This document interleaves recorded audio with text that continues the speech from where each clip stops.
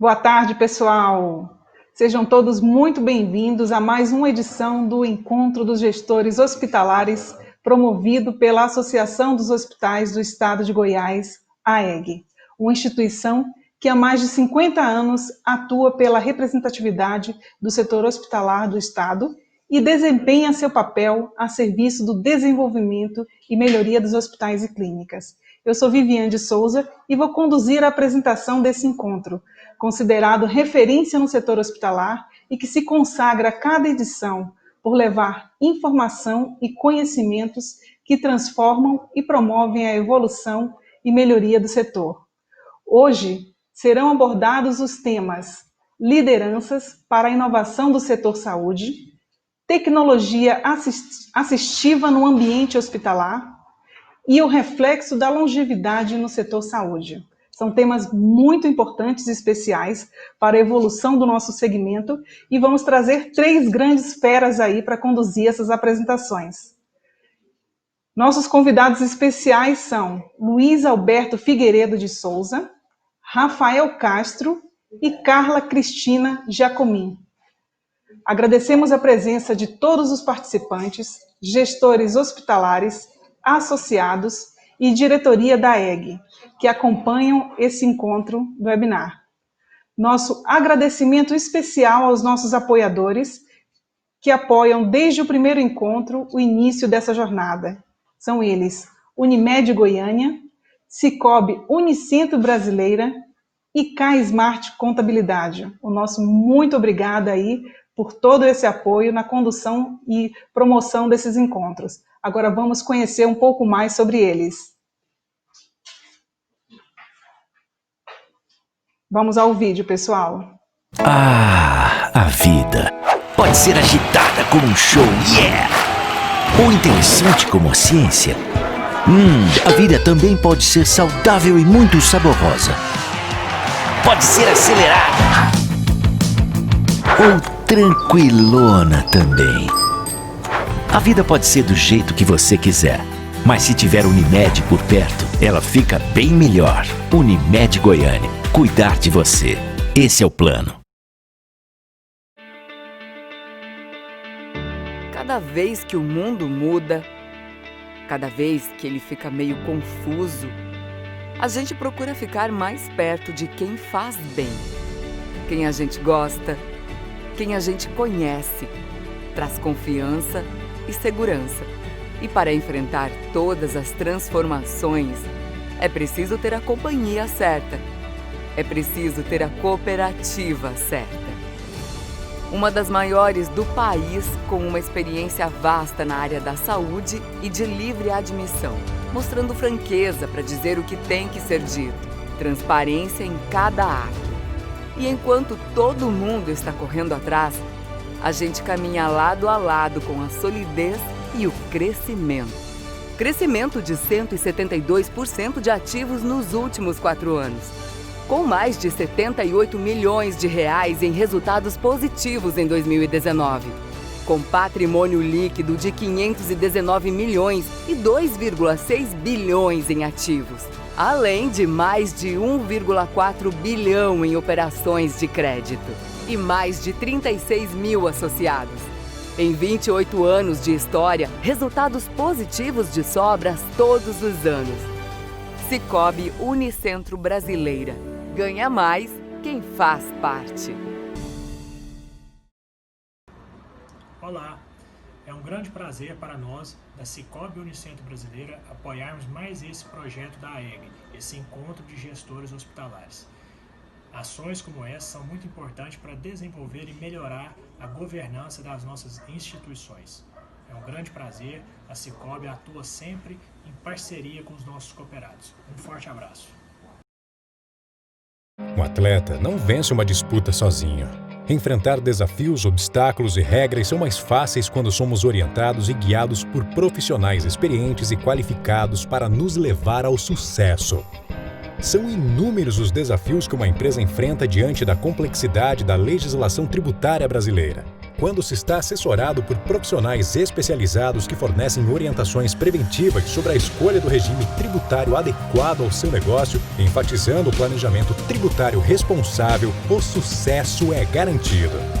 Somos a KBL, uma empresa de assessoria contábil e empresarial que atua há mais de 10 anos no mercado nacional nas áreas de gestão fiscal e tributária, contabilidade financeira e gerencial, trabalhista e previdenciário, legal e societário, BPO contábil e financeiro. Somos referência na relação com clientes e colaboradores, firmados em alicerces de confiança, clareza, responsabilidade e qualidade em nosso atendimento e serviço.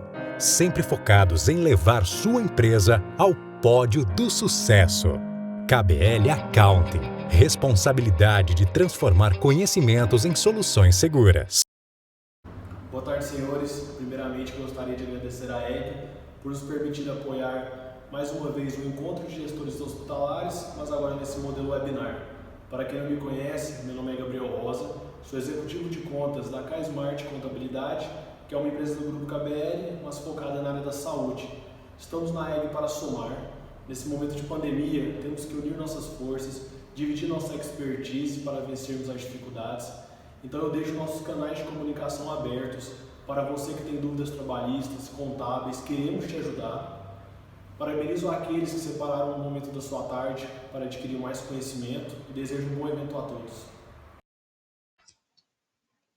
Muito obrigada, parceiros! E agora vamos receber o nosso anfitrião, o presidente da Federação Brasileira de Hospitais e da Associação dos Hospitais do Estado de Goiás, da EG, o doutor Adelvânio Francisco Morato. Seja muito bem-vindo, doutor Morato. Boa tarde a todos. Em nome da diretoria da Associação dos Hospitais do Estado de Goiás, queremos agradecer aos nossos palestrantes, Luiz Alberto, Rafael Castro, a Carla Cristina, os temas de suma importância que irão nos debater neste momento. E eu quero aqui dizer que todos vamos prestar muita atenção. Esses 3 temas são temas pertinentes do dia a dia da gestão hospitalar.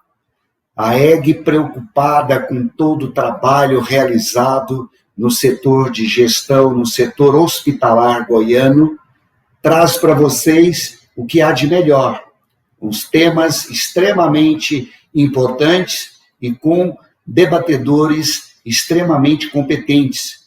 E para nós é uma honra recebê-los aqui. Agradecimento a todos os nossos patrocinadores, também a Viva Comunicação, por este evento, que a pandemia, ela está, mas não pode nos parar.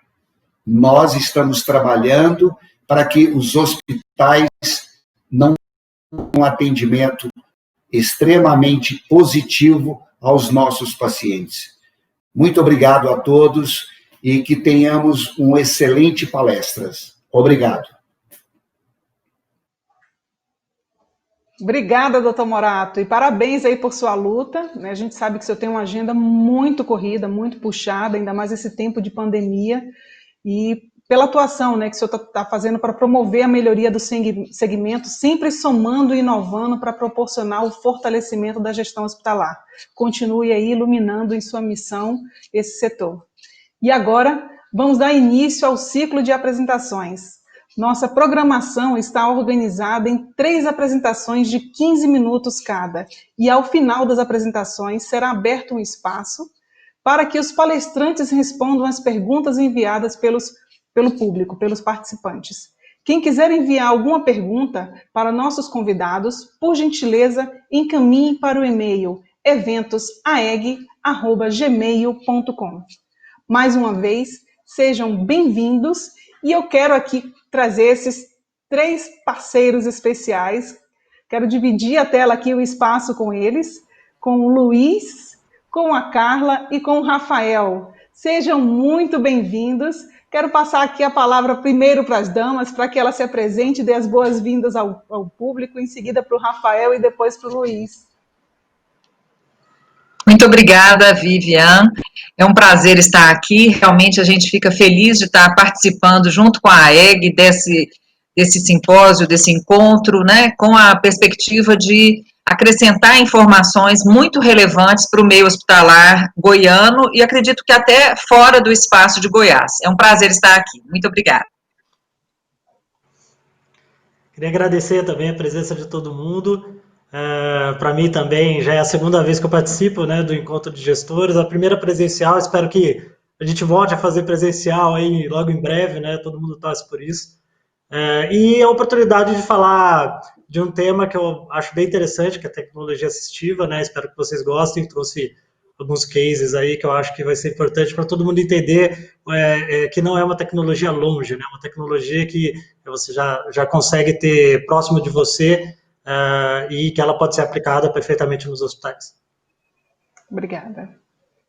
Luiz. Boa tarde a todos, obrigado, Vivian. É um prazer estar aqui com vocês, agradeço o convite da EG, espero que vocês possam desfrutar desse tema que a gente vai falar sobre liderança e inovação, onde eu vou trazer um pouquinho do que eu tenho visto nas empresas com as quais eu tenho auxiliado em consultorias fazendo estratégia e gestão, juntando um pouquinho também daquilo que são as pesquisas acadêmicas que a gente faz nesse tema, né? Temos conduzido, apresentado em congressos, então eu espero que essa junção das duas coisas possa ser bem motivadora para vocês e ajude a esclarecer algumas posições que devem ser tomadas no momento que vocês vão decidir sobre inovação.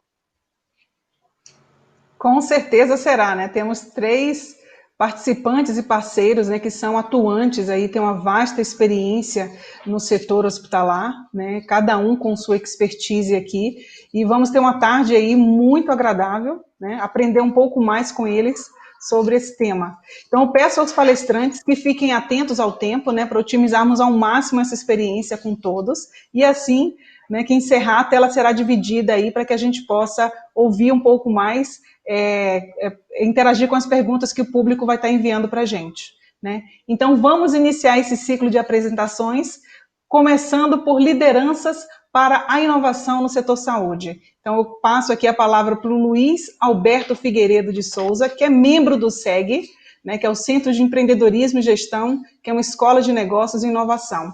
Luiz, está com você a bola aí um pouco para falar sobre esse tema primordial para esse momento. Obrigado, Vivian. Vamos lá, então. Um prazer estar aqui com vocês. Vamos à apresentação? Aí a gente começa com os slides. Muito bem, vamos lá em frente, né? O que nós vamos falar? Eu estou trazendo um pouquinho para vocês dessa experiência que vocês podem ver aí, que ela é compartilhada entre as atuações como membro de conselho, como professor e como consultor na área de gestão. Então, vamos em frente para ver o que a gente vai falar sobre esse tema de liderança e inovação. Vamos lá em frente. Quando se fala em liderança e inovação, o que eu vejo nas empresas é alguma coisa dessa maneira que está aqui, né? Todo mundo vê um cenário bacana, procura se identificar com alguma coisa, mas o que eu percebo que é o motor que faz juntar liderança e inovação é algo que está presente nessa foto, mas ninguém vê. Então, se vocês pararem e olharem essa foto e falar o que a gente não vê aqui, né? O que a gente não vê é o vento, mas é o vento que dá movimento, é o vento que dá vida a essa paisagem, é o vento que traz a questão voltada ao progresso dessa região. E quando se fala em termos de liderança e inovação, nós estamos falando de coisas que estão presentes, assim como o vento está, e que a gente não vê. Se elas forem fracas, não produzem efeito algum. Se elas forem muito fortes, elas podem até destruir um pouco disso que a gente está criando. Vamos ver então um pouquinho do que tem para frente.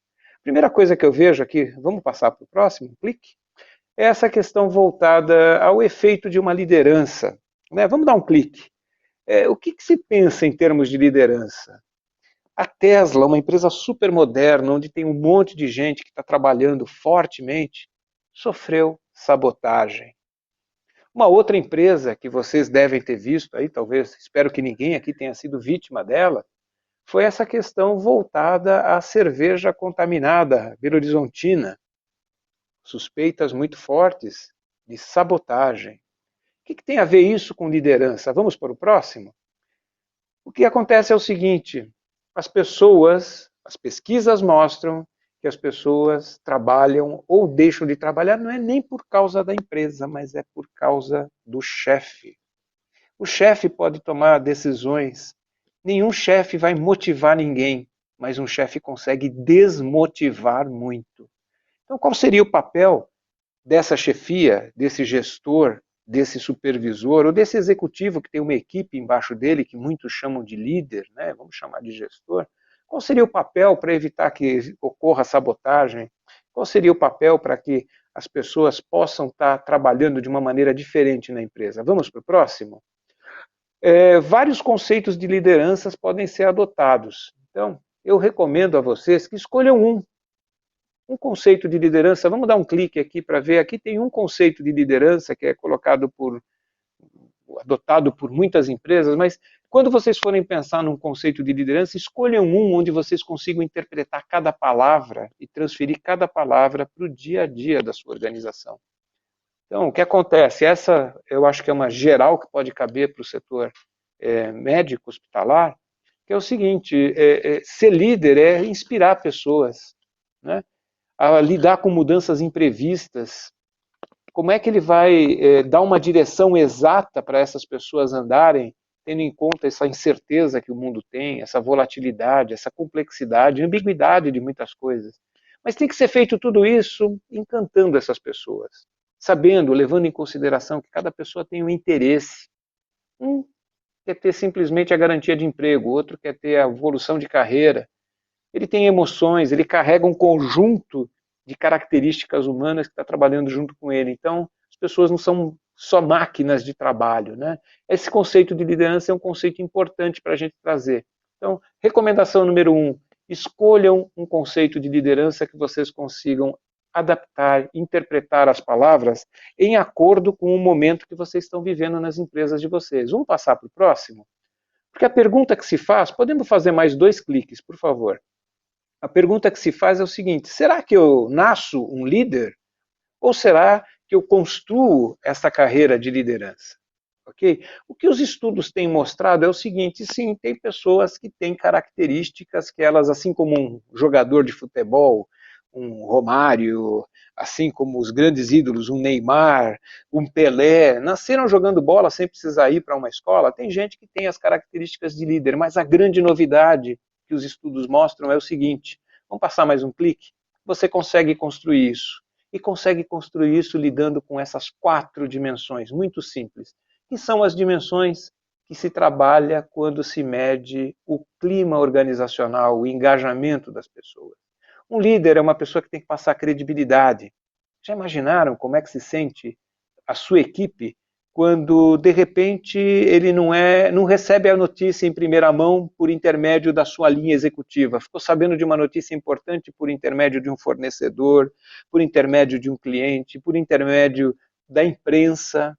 Isso é uma coisa que mina muito a credibilidade. A questão de respeito, ou seja, será que eu estou delegando corretamente as tarefas? E estou delegando para quem é treinado ou estou passando tarefas para quem nem tem condições de fazer aquilo? Estou desrespeitando a pessoa. A questão de imparcialidade. Exemplo de imparcialidade, eu tenho que promover 3 pessoas, uma pessoa, tem um cargo para promover e tem 3 pessoas concorrendo. É muito bom que as pessoas saibam o seguinte, puxa, eu não consegui para aquele cargo porque eu não domino tal técnica, ou porque eu não tenho tal característica que eu preciso desenvolver. Ele pode até ficar chateado, mas ele não vai ficar desmotivado, porque ele fala, eu entendi porque eu não fui escolhido. Não se trata de aconchavo, de apadrinhamento, né? Se trata de uma oportunidade que foi dada para todo mundo e eu não consegui galgar essa oportunidade justamente porque não tinha algumas características. E a questão de trabalhar com as pessoas no que significa o orgulho de pertencer a essa organização e a camaradagem, a forma como se tratam as pessoas, né? O clima que se estabelece quando recebe uma pessoa, a hospitalidade em termos de colocar uma nova pessoa no ambiente de trabalho e principalmente na hora de desligar uma pessoa. Como é que a gente desliga? Passa no RH? Como é que a gente desliga? Tem uma entrevista de desligamento? Desliga-se somente em último caso, desliga-se por questões que são meramente emocionais e fortes, né? Vamos passar para frente? Porque aí a gente vai fechar com o que é inovação. né? Inovação, normalmente, fala assim, inovação não é invenção. A primeira lâmpada da esquerda foi uma invenção. Os aperfeiçoamentos disso são inovações, maneiras diferentes de fazer aquilo que já existe. Inovação não é invenção. O que tem, então, de bacana nessa questão de inovação? Vamos para o próximo? Uma das coisas que mais favoreceu a inovação e o progresso foi o início dos pubs de café na Inglaterra. Vocês são capazes de imaginar que antes disso as pessoas bebiam vinho e cerveja? Então era um monte de pessoas bêbadas o dia inteiro, que depois da invenção do café passaram a tomar uma bebida que as deixava muito mais sóbrias e se encontravam num ambiente onde a discussão podia ocorrer livremente.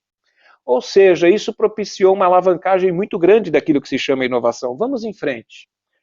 O que se vê que tem por trás disso, com cliques, por favor, nós percebemos então que o que tem por trás ligando liderança e inovação, primeiro a cultura que se estabelece. Walk the talk, esse é o lema que se fala. Será que eu faço aquilo que eu digo? Numa cultura de inovação, como é que eu lido com o erro? Puxa vida, olha, eu escondo o erro embaixo do tapete? Eu puno de uma forma muito forte? Essa é uma questão que precisa ser trabalhada de uma maneira muito bem distinta. Vamos para o próximo clique. O próximo clique que nós temos aqui é o seguinte, nós temos que ter um clima organizacional que seja favorável, ou seja, as pessoas da alta gestão têm que ter atitudes voltadas à inovação, ou seja, precisam ter valores, precisam ter crenças voltadas à inovação e demonstrar isso na prática, senão isso não ocorre. Okay? Será que uma pessoa tem liberdade de sugerir uma mudança? Opa, espera um pouquinho, sugerir uma mudança é forte, mas eu tenho que ser leniente com todos os erros? Né? Vamos olhar então o que significa isso daqui. Por favor, no próximo slide, a gente tem, por favor, vamos clicar até aparecer, são 3 cliques. Mais um e mais um. Então a ideia que se põe aqui é a seguinte, hoje o mundo traz para nós um conjunto de coisas muito voltadas à questão de novas formas de se fazer o negócio. Será que eu devo apostar numa tecnologia? Eu vou colocar dinheiro nessa tecnologia? Como que eu tomo essa decisão? Essa decisão tem que ser tomada em cima, novamente, de cultura, valores e clima. Se eu tenho essas 3 dimensões alinhadas a poder discutir de uma maneira estruturada a adoção ou não de uma nova, seja uma tecnologia incorporada no equipamento, seja uma nova forma de eu tratar com o mercado, de fazer marketing, seja um novo processo que eu vou, um novo protocolo que eu estou desenvolvendo para algum tipo de tratamento que eu estou fazendo dentro da minha instituição, de que forma eu vou fazer isso daqui? Eu devo fazer isso daqui de uma forma estruturada, não pode ser solta, ok? Porque isso implica em custos, implica em riscos que você pode assumir. Então você só vai poder tomar uma decisão se você assumir que essas premissas são premissas voltadas à interação entre o teu universo de empresas, tem que ter um foco muito forte no cliente e tem que propiciar experiências, tem que trazer resultado por cima delas. Vamos para o próximo slide? Isso implica que, hoje em dia, liderar precisa ser uma pessoa que assume essa função de ser um facilitador. E vamos entender que simplificar as coisas nada mais é do que resolver a complexidade. Então, para isso, eu tenho que ter muito foco nas habilidades dos meus colaboradores, para poder montar a equipe como uma equipe de futebol. Opa, se eu estou precisando agora fazer aqui uma reviravolta nos meus processos, que time que eu vou levar? Porque essas decisões têm que ser em tempo real atualmente. E isso só ocorre se você delegar, descentralizar o poder. Vamos para o próximo? Ou seja, inovar é fundamental. Se a gente quer ter resultado diferente, não é fazendo as mesmas coisas. Porque o mundo está mudando lá fora e a gente precisa trazer essas mudanças incorporadas aos processos. Com tudo isso, eu gostaria só de deixar a seguinte mensagem para vocês. Inovação e liderança tem tudo a ver. A liderança puxa a inovação. Se ela trabalhar com criatividade, se ela trabalhar com a credibilidade, se ela trabalhar com o respeito, se ela trabalhar com a imparcialidade e se ela trabalhar com a questão de orgulho de pertencimento. Como é que a liderança vai fazer isso? Dando exemplos. Podemos inovar? Podemos, mas vamos primeiro combinar, testar. Se esse teste funcionou, opa, aí a gente passa para a escala real. não vamos permitir também que seja feita uma balbúrdia, perfeito? Inovação requer cuidados, inovação requer que você tenha um protocolo para inovar, e esse protocolo é muito pautado nas atitudes e nas ações da liderança. A liderança tem que acreditar na equipe, tem que escalar o tipo incorreto e tem que tomar muito cuidado em relação a não tomar atitudes que sejam precipitadas. Eu encerro por aqui, eu acho que está dentro do tempo padrão, né? Nós temos 15 minutos, eu gostaria de agradecer a presença de vocês e me coloco à disposição para dúvidas ao final. Parabéns, Luiz. O exemplo, ele move, né? E transforma muito. Então, toda essa sua apresentação, baseada em liderança para inovação, ele só mostra que, para tudo isso acontecer, a gente precisa de pessoas, e de pessoas cada vez mais preparadas, para que elas preparem a sua retaguarda, né? A sua equipe, o seu time. É uma engrenagem, né? E tudo isso está num pilar principal, que são pessoas. Parabéns aí. E aí, se me permite uma piadinha de fechamento, a conversa entre o gestor financeiro e a conversa entre o presidente da empresa. O gestor financeiro fala, precisamos treinar as pessoas. Né? O presidente fala, precisamos treinar as pessoas. O gestor financeiro pode chegar e falar, nós não temos dinheiro, mas a gente treina as pessoas e elas vão embora, porque vão procurar um melhor emprego. E o presidente retruca e diz assim, tá bom, e se a gente não treinar e elas resolverem ficar? O que é pior? É verdade. É preciso, né? A EG trabalha já há muitos anos, né, investindo cada vez mais, porque ela percebe que é transformar a gestão, e ela só vai conseguir transformar a gestão através das pessoas. Então, ela investe muito em formação, né, muito em parcerias como vocês aí, que promovem esses conhecimentos, né, compartilham toda a expertise que vocês têm, né, porque é só através da informação que a gente vai conseguir transformar o nosso setor, né, evoluir, desenvolver. Então, é só esse o caminho. E agora, né, querem saber mais sobre tecnologia assistiva no ambiente hospitalar? Então, vamos ouvir agora o Rafael Castro. Rafael também tem uma vasta experiência, eu queria que ele se apresentasse, falasse um pouco do seu currículo, e ele é o gerente comercial na Weatherline também, uma empresa de referência no setor. Bem-vindo aí, Rafael, e agora está com você a bola. Eu que agradeço a oportunidade de todos aí. Me apresentar aí para vocês, eu sou gerente comercial da Weatherline Sistemas, né? A Weatherline é uma empresa que desenvolve tecnologia para a área da saúde. Temos muito orgulho aí, né, de termos uma representatividade em Goiás muito grande, né? E hoje, utilizando a nossa ferramenta, nós temos aí em torno de 400 hospitais, né? Trabalhando em conjunto aí, ajudando a gente, na verdade, né, a impulsionar a tecnologia como um todo, né?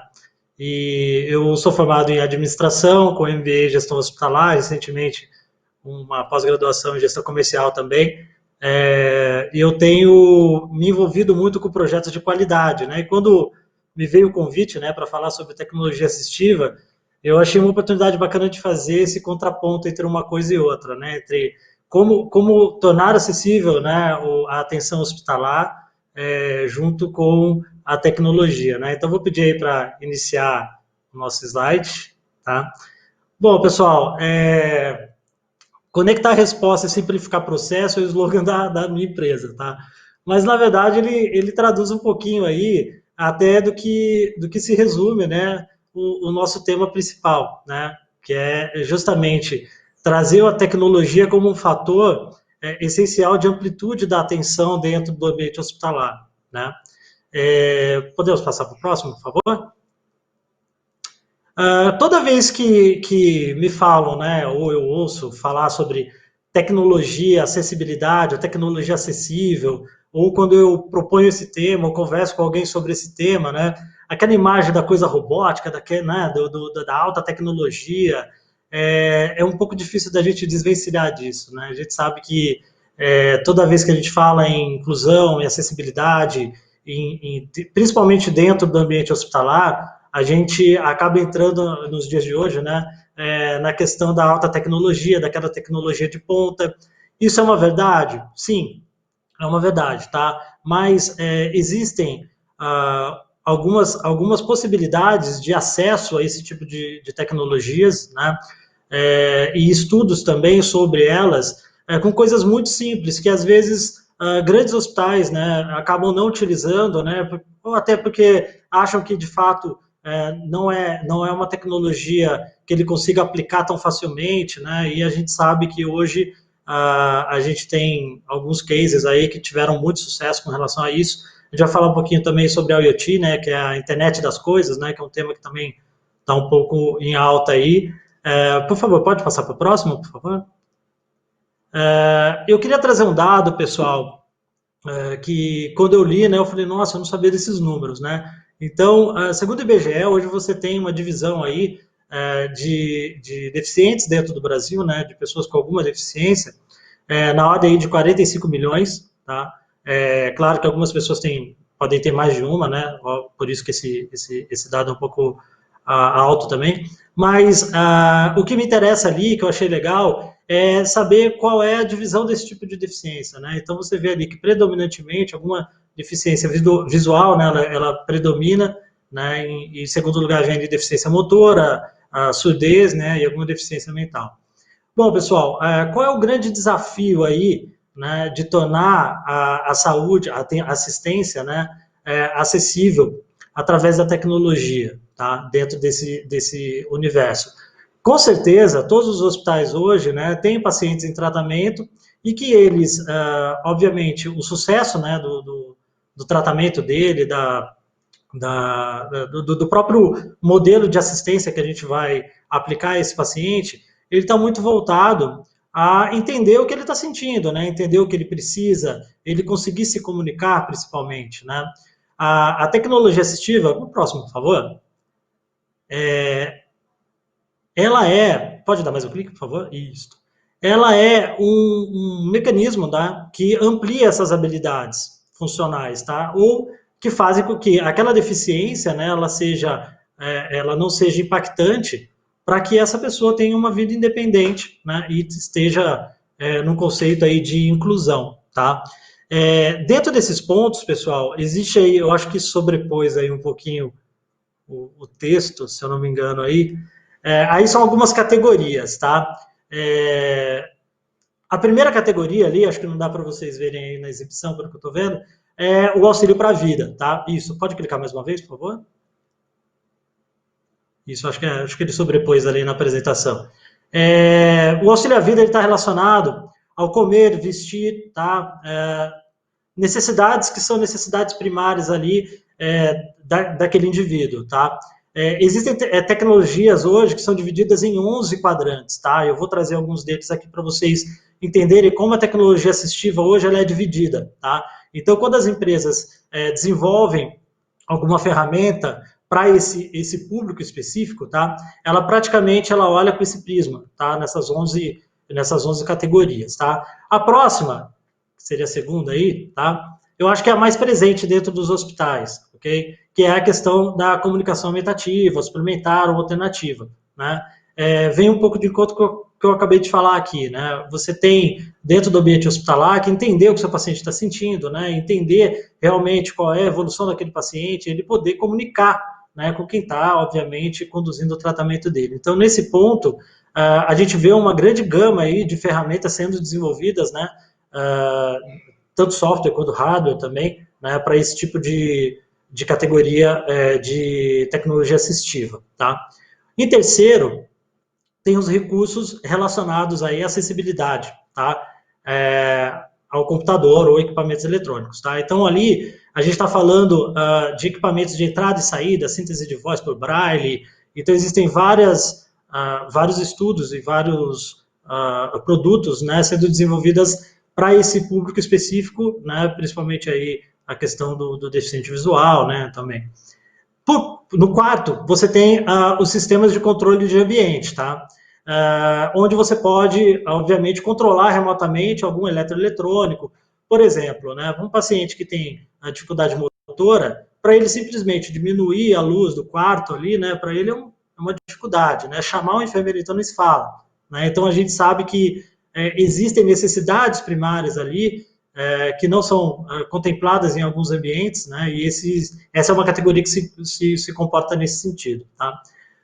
No quinto, você tem os projetos arquitetônicos, tá? Então, os projetos arquitetônicos ou estruturais estão ligados à acessibilidade, né? Se, obviamente, um cadeirante ele consegue ter acesso a todas as áreas do hospital, né? Então, isso daí está muito mais ligado a esse estudo perante a acessibilidade física desse paciente, tá? No sexto, esse daí a indústria se move bastante, né? A gente vê aí grandes exemplos, né, em esportes, em outras áreas também, de invenções, né, de inovações para a área de órtese e prótese, né, possibilitando aí você ter atletas de altíssimo rendimento trabalhando com alguma prótese, alguma órtese ali, né? Então, esse é talvez o mais visível de todos aí, né, para qualquer pessoa que nunca ouviu falar sobre tecnologia assistiva, né, esse é um exemplo que chega mais perto ali do que elas vivenciam, tá? No próximo, pessoal, próximo slide, a gente continua aqui com o sétimo, tá? Que é a categoria relacionada a adaptações para mobilidade de cadeira de rodas, né? Então, eu vou trazer até um exemplo bem legal sobre isso hoje, que são os sistemas que estão relacionados aí ao conforto, né? A questão da mobilidade do paciente, mas de uma forma mais anatômica, tá? Em oitavo, a gente tem um que complementa esse anterior, tá? Pode clicar, por favor? Isto. Que são os auxílios de cadeiras motorizadas, né?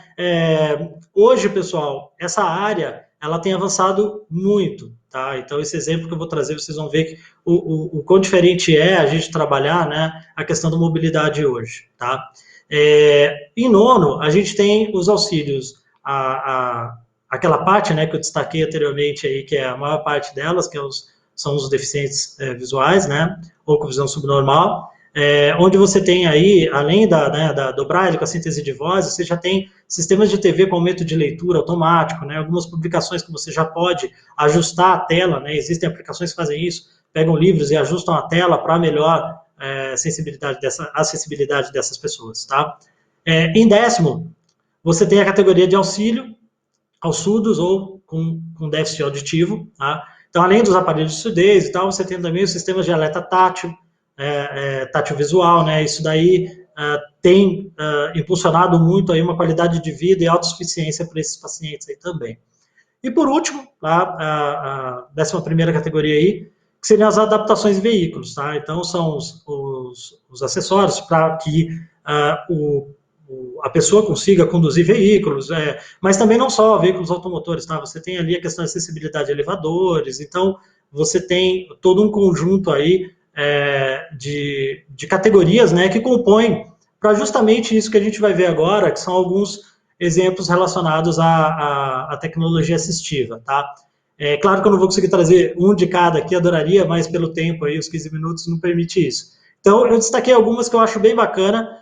Eu fiz questão, pessoal, de trazer também alguns que já são antigos, né, que são disponíveis. Muita gente fala, nossa, eu nem conhecia isso, né?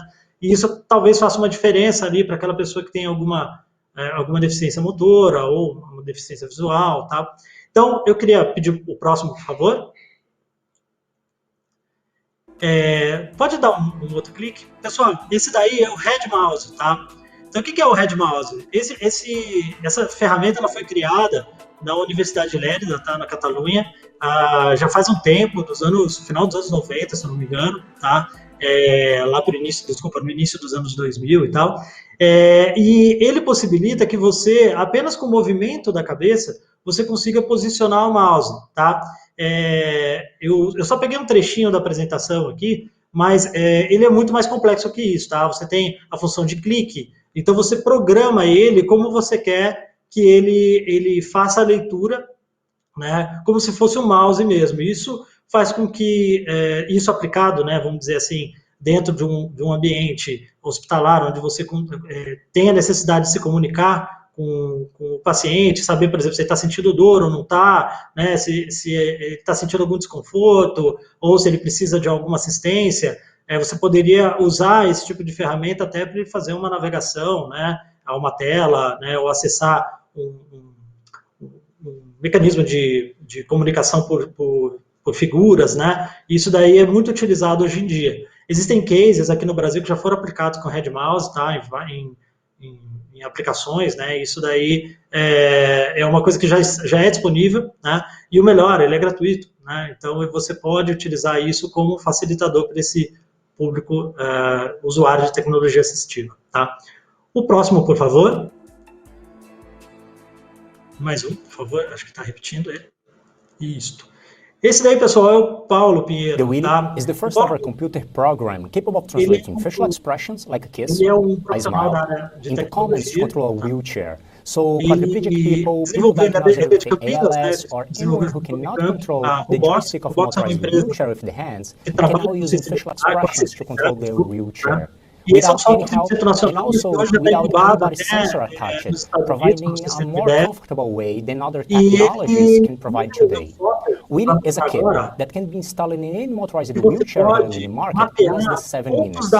The advantage of our technology is this: we can capture more facial expressions in a more precise way than other technologies can do today. Also, regardless of the light conditions, providing a high-performance solution to control a wheelchair on the daily basis. The kit is just a prototype, but we already started the sales. The kit price is $3,000, but at the end of last year, we start to send the kit for free, and then we charge $300 per month as a subscription. A few months ago, when we started the sales, we also got invested by the biggest hospital in Latin America, the Albert Einstein Hospital, and we got invited by Johnson & Johnson to be here, incubated at J-Labs in Houston, to take our prototype to the real product in a few months. With Willy, more and more people are getting their mobility and autonomy back. The Willy is the first ever computer program capable of translating. Tecnologia difícil, né? Ela é uma tecnologia difícil de se desenvolver, de fato, mas para aplicação, em 7 minutos você está conectado com a cadeira de rodas, né? Outros exemplos que eu trouxe aqui, né? Eu falei lá do Red Mouse, essa daqui é um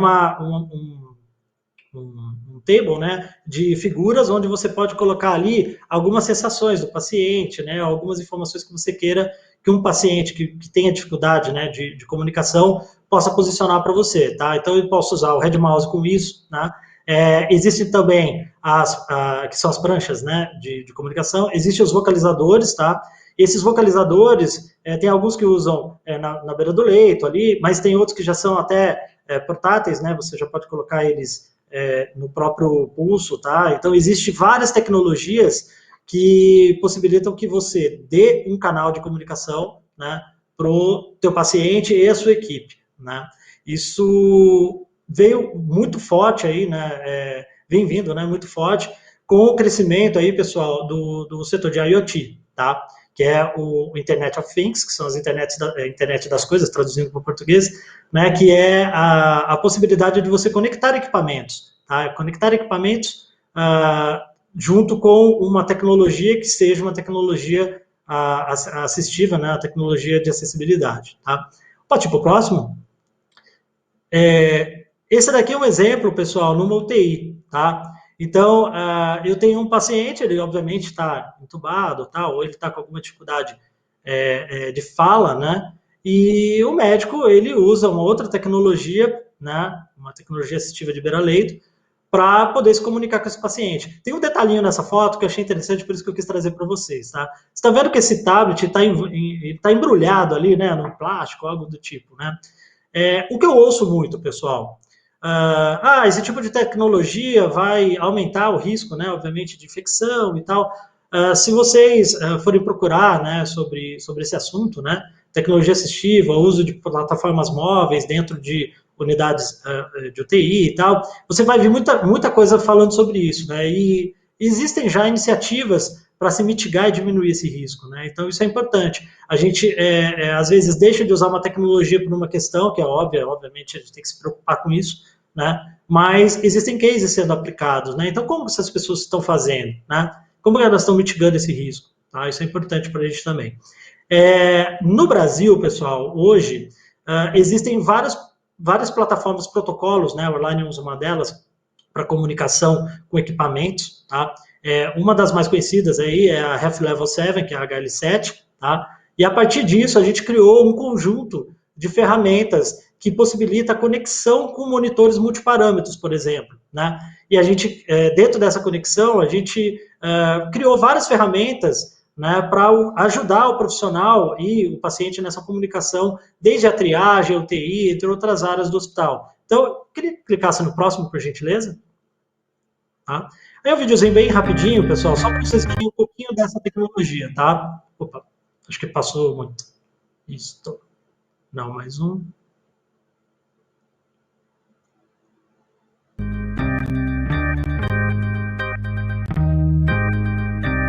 Esse vídeo, pessoal, eu não coloquei nenhuma fala dele, né? Mas só para exemplificar para vocês. Dentro da plataforma, da Connect, que é o nome da nossa plataforma, a gente criou alguns benefícios para dispensa de uso de papel, preenchimento automático. Nesse conceito de trazer mais agilidade para o condomínio, a gente aproveitou e fez um mapeamento para diminuir essa questão de preenchimento e tal, e tornar mais segura a edição. E essa comunicação com quem faz a triagem, quem está no direito, resultou disso, tá? É uma plataforma de IoT, onde a gente consegue comunicar os principais movimentos hoje no mercado, né? Trazendo até uma classificação de risco, no caso da triagem, de forma automática, dentro dos fatores que ele comunica. Então, aí dentro do sistema central de monitorização, funcionando muito mais de geral de ou para saturação, transfiro isso para um app, esse app, dito do vermelho, funcional, artificial, todos os nossos condutos ali, o procedimento que ele consegue visualizar os sinais do paciente. Isso possibilita que a gente consiga atuar mais rápido, tá? Então, essa questão do paciente ter que comunicar algo, né? A gente optou por trabalhar também com uma plataforma onde que não dependesse somente do paciente, né? Mas que os devices, né? Os equipamentos que estivessem conectados a ele, falassem por ele também, tá? Então, último slide, eu queria agradecer vocês, pessoal, tá? Pela oportunidade, por ter apresentado um pouco dos cases aí. É um tema que eu gosto bastante de falar, eu acho que tem crescido cada vez mais aí. Eu fico à disposição com algum contato, caso vocês queiram, tem o meu e-mail aí, o meu telefone, o WhatsApp, vocês fiquem à vontade, tá? Queria agradecer a oportunidade.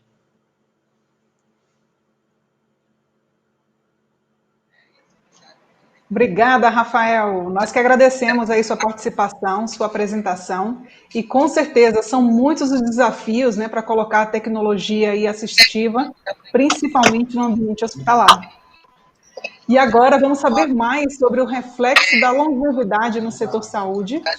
E eu quero convidar aqui agora a Carla Giacomin. Seja bem-vinda aí, Carla, e vamos agora te ouvir e te conhecer um pouco mais. Muito obrigada, Viviane, muito obrigada, Luiz, que me antecederam. Eu ficaria aqui a tarde toda aprendendo, né? Eu acho que esse é um trunfo da longevidade, que é a perspectiva da gente aprender sempre. Acho que essa é uma novidade que a gente precisa trazer também para a nossa pauta. Eu queria pedir que apresentassem o slide. A mim coube discutir esse desafio que é o reflexo de longevidade no setor saúde.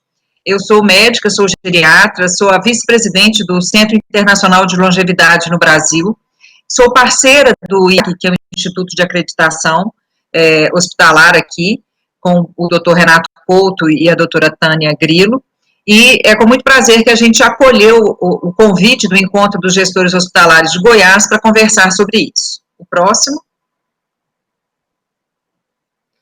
Então, eu tentarei conversar um pouquinho sobre as repercussões da longevidade no sistema de saúde em termos da qualidade assistencial, da segurança, do foco na pessoa idosa e da sustentabilidade do sistema de saúde. Próximo.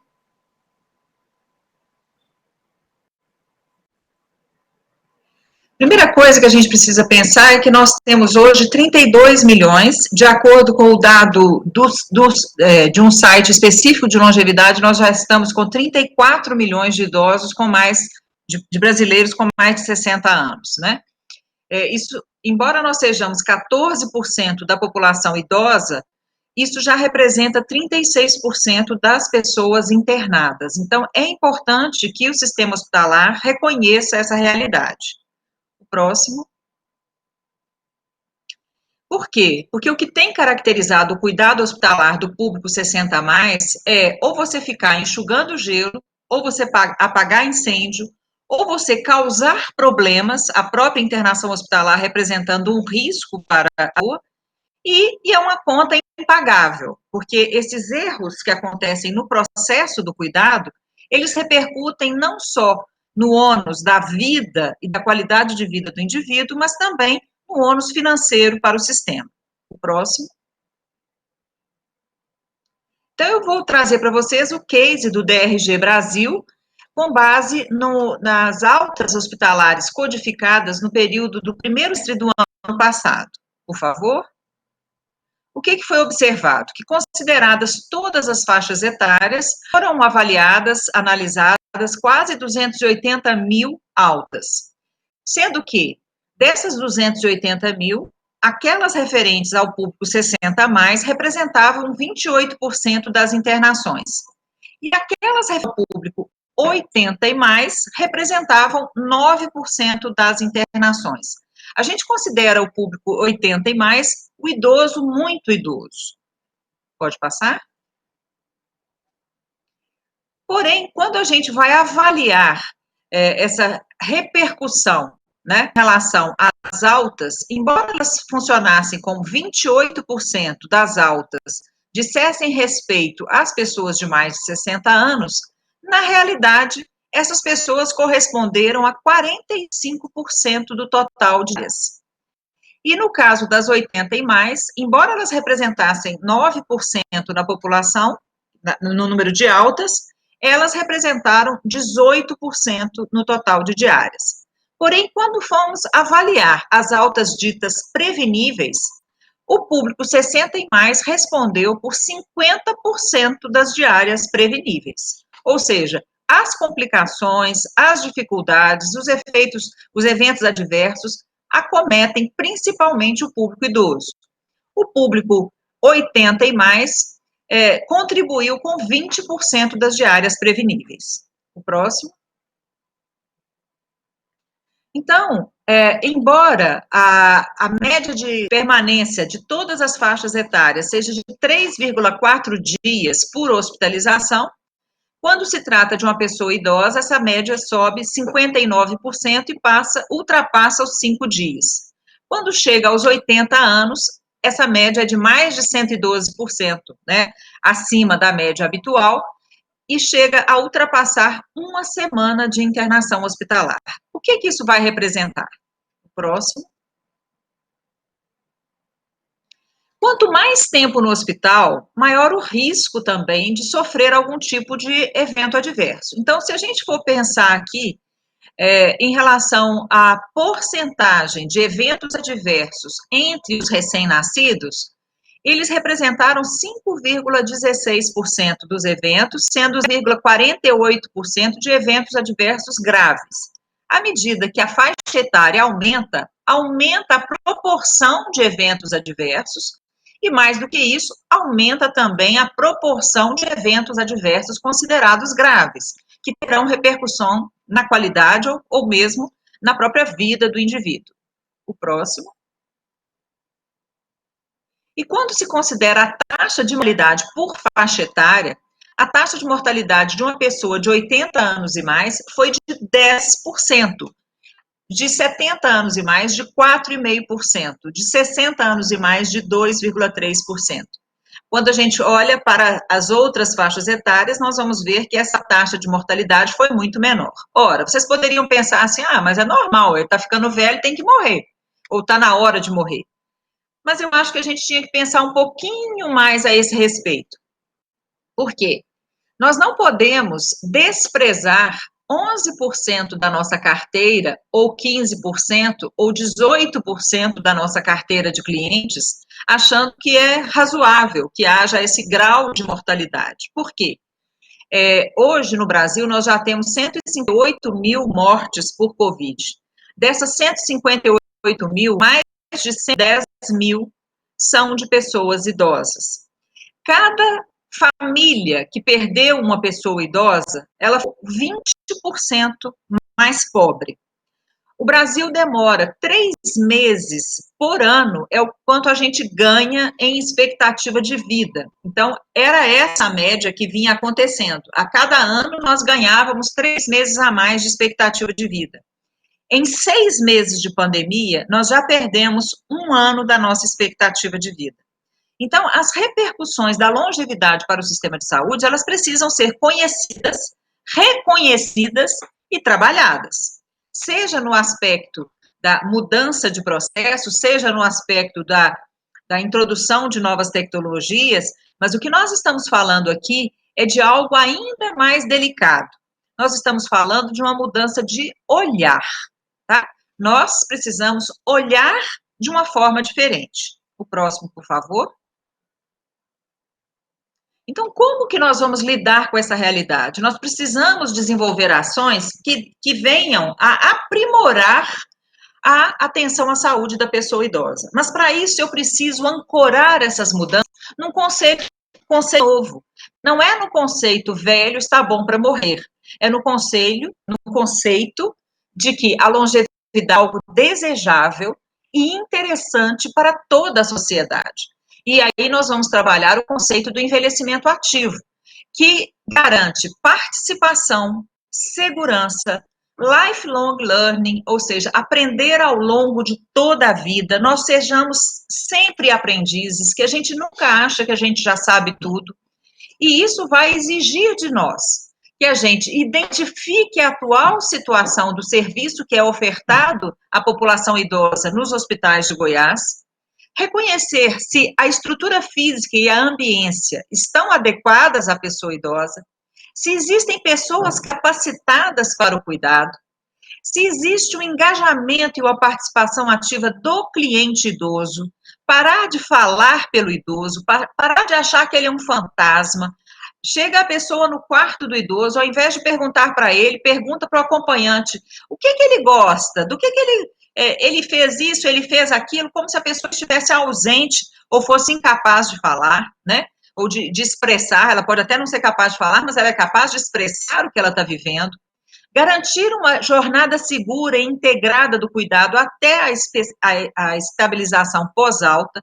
Então, nós precisamos, uma vez identificada a situação atual do serviço que é ofertado à população idosa, definir o que pode ser melhorado. Estejam certos, gente, nós não fomos capacitados como profissionais de saúde para cuidar de idosos. O meu currículo na faculdade de medicina, 60% era para cuidado da criança. E hoje nós estamos com essa revolução da longevidade, com o envelhecimento rápido, e nós precisamos conhecer novos atributos, assimilar outras habilidades e outras ferramentas para lidar com essa questão da longevidade. E isso passa por também construir um sistema de gestão hospitalar que garanta o PDCA assistencial, esse sistema de monitoramento e aprimoramento contínuo, passando pelo desenvolvimento de ações tanto interventivas no nosso processo de trabalho, quanto de capacitações, quanto de oficinas de vivências, de experimentação, quanto como a live de hoje, que a gente está tendo a chance de conversar rapidinho sobre esse tema. O próximo, por favor. Então, eu queria lembrar que não é possível a gente fazer um omelete sem quebrar os ovos, né? Ou seja, ninguém vai passar por essa revolução da longevidade incólume. Todos nós estamos sendo transformados por ela. Só que quando nós somos contemporâneos de uma revolução, nós não temos noção do quanto isso vai afetar a nossa vida.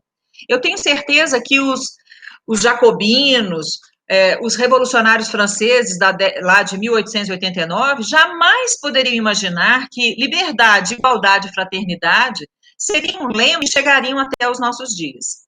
Então, nós que somos contemporâneos da longevidade e dessa revolução da longevidade, precisamos promover uma revolução do cuidado na longevidade. Esse é o nosso convite. Muito obrigada. Obrigada, doutora Carla. Muito obrigada. É uma grande reflexão, né? Saber que hoje o Brasil tem mais de 28 milhões de pessoas nessa faixa etária, né? Saber todas as dificuldades que o setor saúde enfrenta, né? E quando a gente caminha por esses 3 temas que eles se correlacionam, né? Onde a gente aborda a liderança para a inovação no setor saúde, que foi abordado pelo Luiz de uma maneira brilhante, e a gente traz aí a tecnologia assistiva no ambiente hospitalar, que o Rafael colocou alguns exemplos aqui que já estão sendo implementados, mas precisam ser cada vez mais implementados por esse Brasil afora. E a gente traz esse reflexo da longevidade no setor.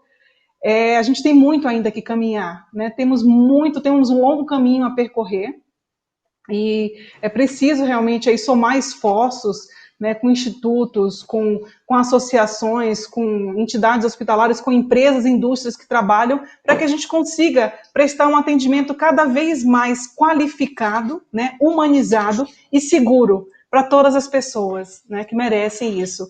E principalmente esse cenário da longevidade merece uma atenção muito mais especial. Então, parabéns aí pela apresentação.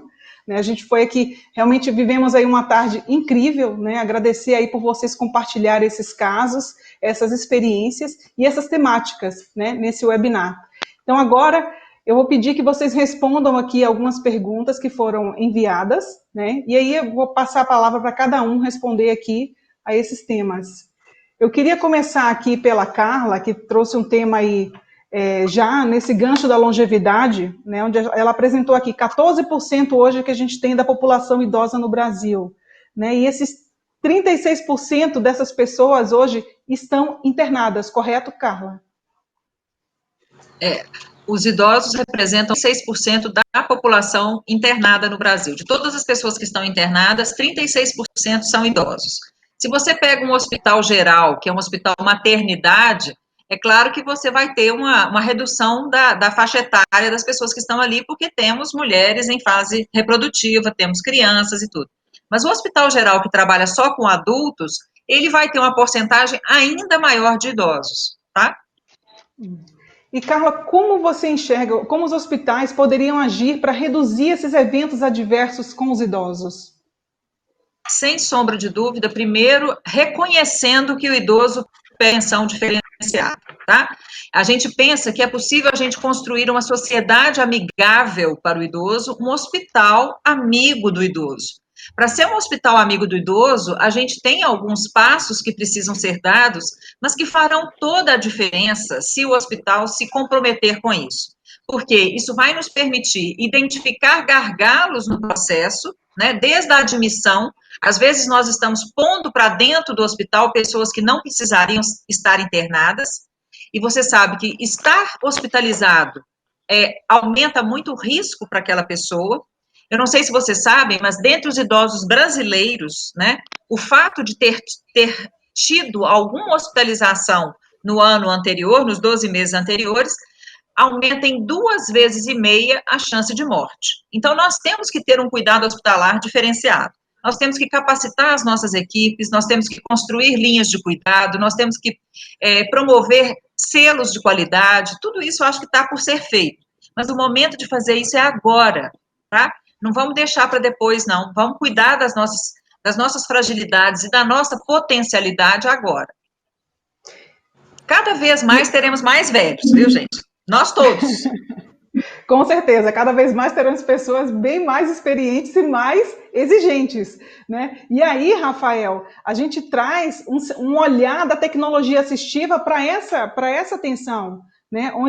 Como é que a gente pode, como que a Carla colocou aqui, né? São pessoas que merecem um cuidado especial, merecem uma atenção especial e também que elas estão ocupando leitos que muitas vezes não deveriam estar ocupando, né? E aí aborda uma vez no que o Luiz colocou, né? De ter uma liderança que trabalhe para essa inovação. Mas como, Rafael, você percebe que a tecnologia pode ajudar nesse processo aí, nessa inovação? Bom, eu acredito muito na tecnologia como facilitador dentro do ambiente hospitalar, né? E também como gerador de diferencial competitivo, né? Eu acredito muito nisso. Eu acho que esse tipo de tecnologia, alguns cases que eu trouxe, entre outros aí que são desenvolvidos aí no mercado, eles contribuem para a qualidade da atenção, né? Eu acho que isso é um dos fatores mais importantes, né? O que eu posso destacar, talvez, aí, que eu acredito que isso vai revolucionar muito mais do que está revolucionando hoje, tá? A questão das impressoras 3D também, né, com a possibilidade de você fazer uma prótese ou algo relacionado àquela atenção, àquele paciente customizado, né, uma coisa mais rápida e mais barata, mais acessível. Isso também eu acho que vai revolucionar muito. A gente vê pouco se falar sobre isso, né, mas existem muitas iniciativas utilizando esse tipo de tecnologia também, né. Eu acredito, respondendo diretamente a sua pergunta, né, eu acredito nela como impulsionador de qualidade, né. Eu tive a oportunidade também de estudar um pouco sobre acreditação hospitalar, né, é um ambiente que eu gosto bastante, né, um assunto que eu gosto bastante de discutir também, e eu não vi nenhum projeto que se fala de qualidade hospitalar que não tem inovação e tecnologia, né. Eu acho que até meus colegas aqui poderiam contribuir também com isso. Eu vivo o lado da tecnologia, né, mas eu acho que nem tudo é robô, né, tem muitas pessoas envolvidas ali, né, então eu acho que esse é o primordial. E aí a gente aponta e a gente aborda a apresentação do Luiz, né, que foi a liderança para inovação no setor. E, Luiz, como é que você enxerga que é um investimento? Falar em inovação, falar que é um investimento significativo, né? Então, como comprar, saber se vai funcionar ou não? Como investir com mais segurança, Luiz? Então, usualmente, todas as tecnologias têm uma curva de adoção. Não sei quantos de vocês compraram Windows Phone, só para exemplificar aqui, né? Nós tínhamos BlackBerry, todo mundo lembra do BlackBerry, entrou o iPhone, entrou o Android, entrou o Windows Phone. Quem comprou o Windows Phone, comprou com essa dúvida, mas não demorou 6 meses para perceber que era muito ruim. Quem tinha BlackBerry falou, opa, estou limitado, tenho que jogar fora. Então, uma das coisas que eu sempre recomendo quando se pensa em tecnologia é dar uma olhada como é que está a curva de adoção. E entender que muitas vezes, quando você compra uma tecnologia, me desculpa, eu vou falar por metáforas, que eu acho que representa muito bem, muitas vezes você tem um custo de implantação dessa tecnologia que às vezes pode superar o custo da própria tecnologia. Todo mundo deve ter passado por a transição de comprar uma TV a tubo para depois comprar uma TV a plasma. Quantas pessoas, para instalar a TV a plasma em casa, tiveram que fazer um novo cabeamento, tiveram que fazer uma nova estante, tiveram que pintar a parede, tiveram que mudar o layout, ou seja, essas mudanças saíram mais caras do que a própria TV. E quando se vê isso na área médica, eu já enfrentei casos, já enfrentei situações práticas, onde um aparelho de última geração para fazer um exame de imagem, num paciente aberto, você ouve o técnico falar, não tem tomada. Ou seja, seria a primeira utilização daquele equipamento, não tinha tomada. Teve que esperar o eletricista fazer uma gambiarra para poder ligar o equipamento, porque os pinos não tinham comunicação. Então a gente tem que olhar isso com bastante dedicação, assim, carinho, para entender que uma adoção de uma nova tecnologia tem que ser vista pelo lado da curva de adoção e pelo custo de implantação. Esse custo de implantação também deve ter umas análises relacionadas ao custo de manutenção que ela tem, se eu tenho ou não tenho assistência técnica, não só em termos de peça, mas em termos também de operabilidade. Então, não caiam no canto da sereia de achar que o custo da tecnologia é só o custo do equipamento. Pode ser que um equipamento exija treinamento da sua equipe, pode ser que um equipamento novo exija que você construa uma instalação especial para poder acomodá-lo, pode ser que um equipamento novo exija que para você fazer a interface, a interligação dele com o seu sistema, seja ele um equipamento eletrônico, seja ele um equipamento que você vai usar para fazer apoio ao seu sistema de gestão ou não, se ele tem essa interface, que é uma interface que ou se você vai precisar desenvolver. Acontece muitas vezes que você fica com dados presos, e para você ter que fazer a transmissão de um dado para outro, por exemplo, na área de gestão, você vai ter que passar por uma planilha Excel, aí a planilha Excel, alguém dá aquela mexidinha na vírgula e tira toda a integridade da informação e sobe uma informação contaminada para um outro sistema. Então, eu tomaria muito esses cuidados em relação à questão de adoção de tecnologia, custo e curva de como ela pode estar andando. Perfeito? Obrigada pelos conselhos, Luiz. E, Carla, é possível pensar numa assistência mais amigável para a pessoa idosa? Você que tem toda essa visão aí estratégica do setor hospitalar? Sem dúvida, sem dúvida. É necessário, é desejável, né, que a gente crie uma cultura mais amigável para a pessoa idosa no hospital, que vai desde o porteiro até o cuidado, né, médico propriamente dito. E vocês vão perceber que, com o envelhecimento, as demandas, às vezes, são coisas simples, como o próprio Luiz falou, às vezes são coisas simples que não são pensadas, porque ninguém se vê na condição de precisar desse apoio, né? O que nós poderíamos fazer, acredito eu? Temos hoje condições com o apoio, inclusive da própria tecnologia, que nos permite, né, identificar situações, o próprio DRG, que é uma ferramenta ótima para você identificar os grupos de risco, né, os clusters. Então, tudo isso é interessante e pensar também que, por exemplo, Goiás, como um estado, né, como um estado que é o que nos interessa aqui nesse momento, é cheio de particularidades, é cheio de peculiaridades que precisam ser integradas a esse sistema hospitalar. Né? Eu não posso chegar num hospital goiano e cuidar de um velho goiano como se ele fosse amazonense. Quer dizer, o que interessa para ele pode não ser a mesma coisa, né? Então, ter esse olhar humanizado, diferenciado, centrado na pessoa, né, identificando todos os gargalos da própria assistência, eu acho isso fundamental. E pensar que a biografia da pessoa deve estar sempre em voga, tá?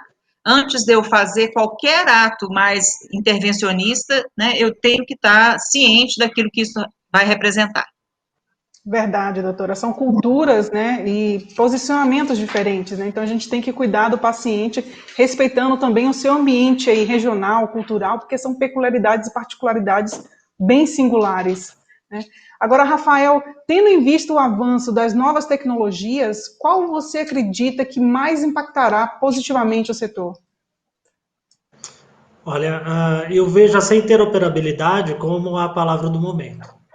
Eu acho que a questão de você, pegando o gancho do que cada um colocou, né, de você poder estar conectado ao prontuário do paciente com os dispositivos de medição, né, e também aplicando isso a algumas escalas, né, eu tive exemplos de clientes que fizeram um monitoramento de escala de Mills e reduziram o índice de mortalidade dentro da unidade de terapia intensiva, né? Isso foi possível porque era monitorado, né? Os sinais do paciente eram monitorados o tempo todo.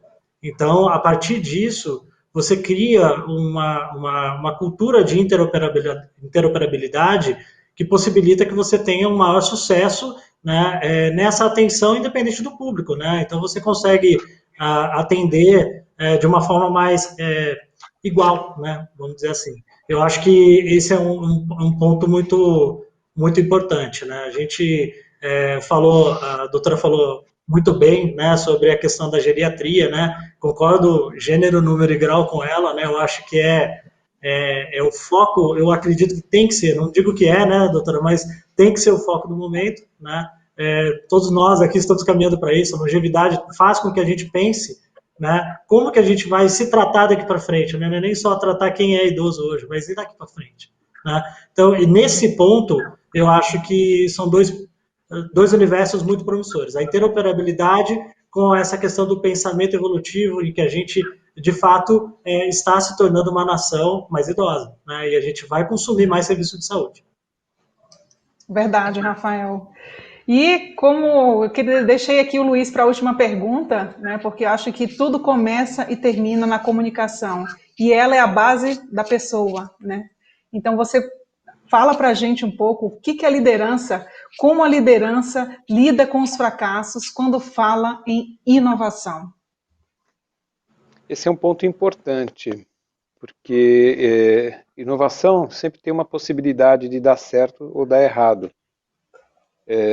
O que a liderança não pode tolerar é a leniência. Ou seja, se eu estou propondo uma inovação, eu tenho que fazer antes uma análise sobre todos os pontos. Será que eu tenho a curva de utilização está boa, repetindo o que falei na anterior? Será que eu vou ter gente treinada? Será que essa tecnologia é uma tecnologia madura? Ela é boa? Ela vai me permitir intercomunicação com os diversos agentes? Você imagina, hoje nós temos um grande dilema dos hospitais, que eu acho que vocês devem estar enfrentando, a nossa plateia, que é o famoso bundle, o empacotamento, versus a conta aberta. A operadora, para quem lida com operadora de saúde, eles querem empacotar. Para o hospital é melhor ter a conta aberta, né? Então, de que maneira a tecnologia e qual tecnologia eu vou utilizar para isso? Porque um fracasso nisso pode significar eu quebrar a minha empresa. Então, eu tenho que fazer esse projeto de inovação, testar antes na forma de planejamento com o máximo de cuidado possível para entender se eu estou considerando todas as variáveis que são importantes, olhar também o que os outros têm sido feitos, porque aí se eu errar, eu estou errando por alguma coisa como foi o Covid este ano. Um grande hospital que fez um investimento no ano passado, e esse investimento, por exemplo, ele apostou em fazer uma expansão e por conta do Covid, contrariamente, as pessoas não foram fazer consultas, não foram fazer cirurgias eletivas, não foram fazer aquelas outras que davam um grande movimento do hospital. Isso foi um erro de planejamento. Mas foi um erro tomado por conta de uma variável totalmente externa, totalmente imprevista, totalmente assim, fora do controle. Quem tomou a decisão de investir, tomou há 2 anos atrás, começou a operacionalizar esse investimento há 1 ano atrás, não poderia prever isso. Esse tipo de decisão é uma decisão que ocasiona um erro, que é um erro aceitável. Agora, o que não se pode fazer é a leniência, ou seja, já que é moda inovar, eu estou trazendo uma ideia, tá bom, implanta. Não é desse jeito. Analise antes, para que se você errar, você aprenda com o erro, e essa aprendizagem tem que ser alguma coisa que seja incorporada aos seus processos, porque senão você vai instituir a cultura do erro, e não a cultura do aprendizado. Eu trago aqui, eu estava vendo aqui os exemplos, me atualizando com as estatísticas aqui, de quem ousou inovar fazendo sistemas diferentes, como, por exemplo, o Hapvida, como, por exemplo, a Prevent Senior, que optaram por fazer uma inovação lá no atendimento, na forma de atendimento. Vou atender um público-alvo específico, diferentes os públicos-alvos para as 2 empresas. Mas como eles são são empresas totalmente verticalizadas, eles têm o hospital, eles têm o seguro, têm o plano de saúde, né, são operadores de saúde, é interessante ver que a referência de sinistralidade, que era a Sul América, que não tem hospital, que não tem, ela simplesmente paga a conta dos hospitais e força os hospitais a trabalharem com um pacote, né, fazer empacotamento, a sinistralidade dela era a mais baixa do mercado, atingia quase 80%. A Hapvida abriu o capital dela anunciando 65% de sinistralidade, é mais baixo de todo o mercado. E agora a Notre Dame também está anunciando uma sinistralidade baixa. Eu estou muito curioso para ver quando a Prevent Senior vai abrir o capital dela. Eu estou apostando que a sinistralidade dela vai ser abaixo de 60%, talvez uns 55%. Ou seja, para que se inova? Para ganhar dinheiro, para gerar valor, e gerando valor você cresce o negócio, você traz benefício para a sociedade, mas de uma forma consciente. Imagina quantos passos não se tomou para fazer uma inovação como essa, da Prevent Senior, que no primeiro momento só atingiu aquelas pessoas que são jovens há mais tempo, né, Carla? Então, a Prevent Senior só atingia as pessoas acima de 50 anos no primeiro momento. Aí, de repente, eles falam assim, puxa, mas olha, está no momento agora de a gente abrir o nosso plano de saúde para pessoas e a nossa rede hospitalar para pessoas mais jovens. Imaginou quanto processo tem que mudar para isso? Como que deve ser o padrão de atendimento, né? Porque a gente viu aqui na brilhante exposição da Carla e também do Rafael os cuidados que tem com relação à idade. Como é que se implanta tudo isso para fazer funcionar para essa nova população mais jovem? Isso é inovação. E esse tipo de inovação não pode ter um erro por leniência. Eu acho que eu vou. Não tem achismo.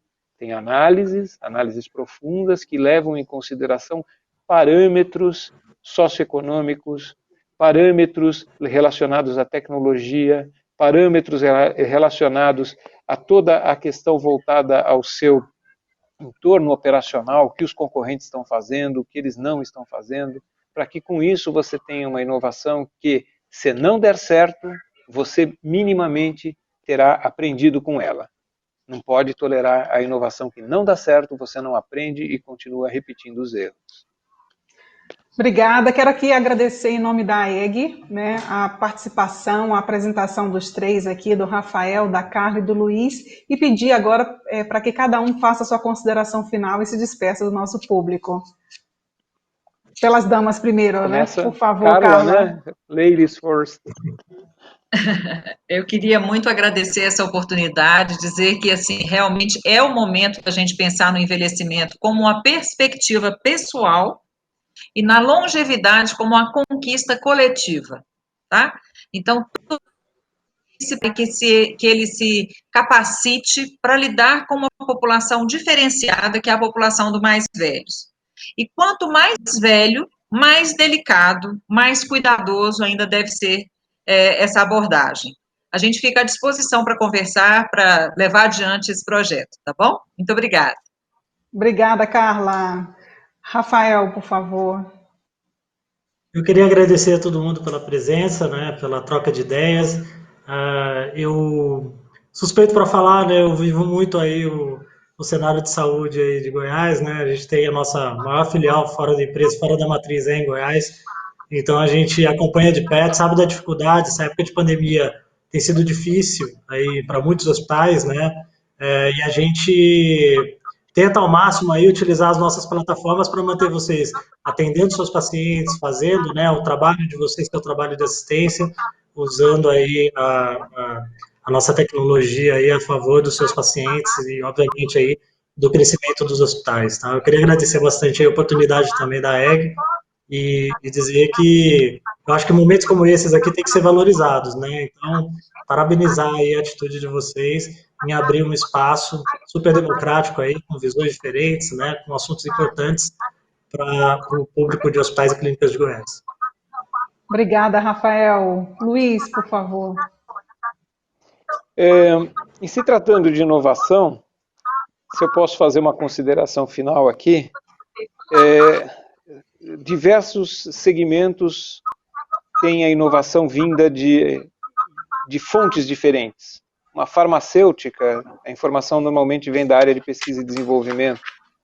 Uma empresa de consumo, normalmente a inovação ela vem do marketing. Uma empresa de manufatura, normalmente a inovação está na linha de produção. Numa empresa de serviços, especificamente de serviços de saúde, eu recomendaria a vocês prestarem muita atenção no cliente, o paciente. Muitas inovações incrementais, não precisa ser uma inovação radical, elas virão do atendimento ou daquela mudança simples que uma pessoa que está internada fala, por que não faz dessa maneira? Escutar esse público permite você fazer um conjunto daquelas pequenas inovações, que são as chamadas incrementais, que não exigem muito investimento, mas elas vão fazer um destaque super especial. Pode ser desde a posição de uma televisão no quarto, pode ser eventualmente a forma de um profissional abordar o paciente, mas essas coisas, os pequenos detalhes, eu acredito que vocês podem se beneficiar bastante com inovações incrementais. Perfeito. Muito obrigada, Luiz. Então, em nome da AEG, quero aqui agradecer a parceria de vocês, né? Quero agradecer também a participação de cada um que esteve aqui conosco nesse momento, aos nossos parceiros que nos ajudaram a realizar esse encontro, que é a Unimed Goiânia, Cicobi Unicentro Brasileira, Caismart Contabilidade. Gratidão aí à AEG pela oportunidade e ao time da Viva Comunicação Group que contribuíram para tornar esse momento ainda mais especial.